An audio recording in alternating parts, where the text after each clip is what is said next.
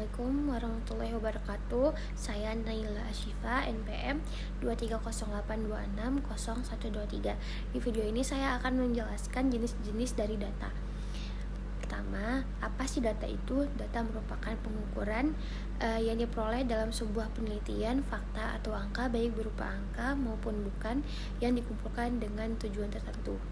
Pertama, kita akan membahas data kualitatif. Yang pertama itu ada data nominal. Data nominal adalah jenis data kualitatif yang digunakan hanya untuk memberi nama atau label pada suatu objek tanpa menunjukkan urutan, tingkatan, atau besar kecilnya sebuah nilai. Jadi ciri utamanya itu ada berfungsi sebagai kategori atau identitas, tidak memiliki urutan, tidak bisa dibandingkan mana yang lebih tinggi atau mana yang lebih rendah. Contohnya itu kalau misalnya jenis kelamin, laki-laki atau perempuan, golongan darah A, B, O, terus kayak agama, Islam, Kristen, Hindu, Buddha. Nah, yang kedua itu ada namanya data ordinal. Data ordinal adalah jenis data kualitatif yang tidak hanya berfungsi sebagai kategori, tetapi juga memiliki urutan. Kita lihat di sini tuh ada tabel perbedaan dari 3 klasifikasi pertusis. Nah, ada perbedaan dari gejalanya, pemeriksaan penunjang, dan pengaruh terhadap terapi antibiotik. Pertama kita akan baca dulu ini yang fase kataral. Pada batuknya positif, batuk paroksismalnya bisa didapati ataupun tidak, batuk rejan, muntah, sianosis apneanya negatif ya. Lalu pada pemeriksaan penunjangnya, kultur PCR-nya positif, serologinya bisa dijumpai maupun tidak. Terus terhadap pengaruh antibiotiknya gejalanya berkurang. Lalu pada fase paroksismal, batuk paroksismal, batuk rejan, muntah, sianosis apnea itu positif ya, lebih berat malah daripada si fase kataral batuknya. Lalu pada pemeriksaan penunjang yang bisa didapati maupun tidak itu di bagian kulturnya. Nah, PCR serologinya itu positif. Pengaruh terhadap antibiotiknya gejalanya bisa berkurang maupun tidak berkurang.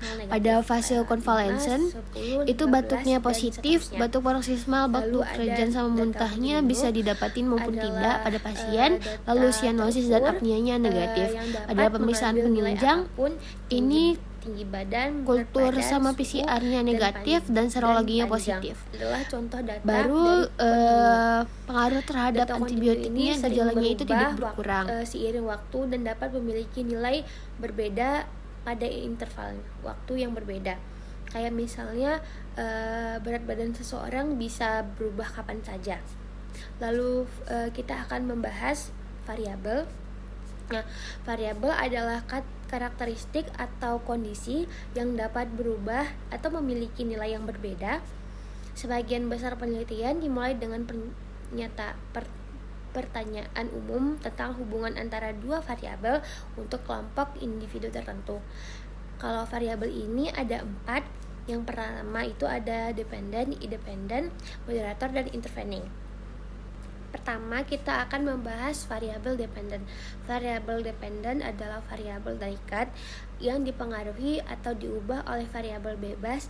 Ini merupakan hasil atau respon yang diukur untuk melihat efek dari variabel bebas. Nah, perannya itu terikat digunakan melihat dampak atau perubahan yang terjadi akibat variabel bebas. Perubahan pada variabel terikat ini akan menunjukkan hubungan antara variabel bebas dan terikat. Contohnya, pada penelitian yang berjudul pengaruh asupan gizi terhadap status gizi balita. Status gizi balita merupakan variabel dependen yang dipengaruhi oleh asupan gizi. Nah, lalu kita akan membahas variabel independen. Variabel independen adalah variabel bebas yang mempengaruhi atau menyebabkan perubahan pada variabel lain. Variabel ini menjadi sumber atau faktor yang menyebabkan munculnya efek tertentu. Nah, peran pada variabel independen bebas berfungsi sebagai variabel yang dimanipulasi, diatur, atau diubah oleh peneliti untuk melihat pengaruhnya terhadap variabel lain.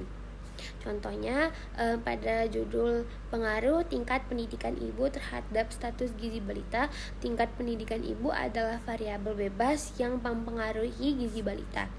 Lalu ada variabel moderator. Variabel moderator adalah variabel yang mempengaruhi kekuatan atau arah hubungan antara variabel bebas dan variabel terikat. Variabel ini dapat memperkuat, memperlemah, atau bahkan mengubah hubungan antara kedua variabel tersebut. Perannya, variabel moderator ini digunakan untuk mengidentifikasi kondisi di mana hubungan antara variabel bebas dan terikat bisa berbeda. Variabel ini membantu peneliti memahami efek yang dihasilkan dari variabel bebas bersifat universal atau tergantung pada faktor tertentu. Contohnya, dalam penelitian yang berjudul Pengaruh Paparan Media Sosial Terhadap Kesehatan Mental dan Jenis Kelamin sebagai moderator. Jenis kelamin adalah variabel moderator yang mempengaruhi hubungan antara paparan media sosial yaitu variabel bebas dan kesehatan mental yaitu variabel terikat. Yang terakhir ada namanya variabel intervening. Variabel intervening adalah variabel perantara yang menjelaskan bagaimana atau mengapa hubungan antara variabel bebas dan variabel terikat terjadi. Variabel ini terletak di antara variabel bebas dan terikat, berperan sebagai mediasi.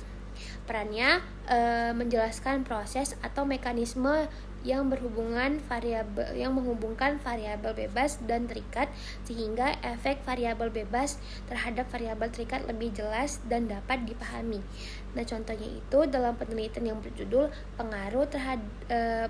pengaruh pendapatan terhadap kesejahteraan keluarga dengan gaya hidup sebagai variabel intervening.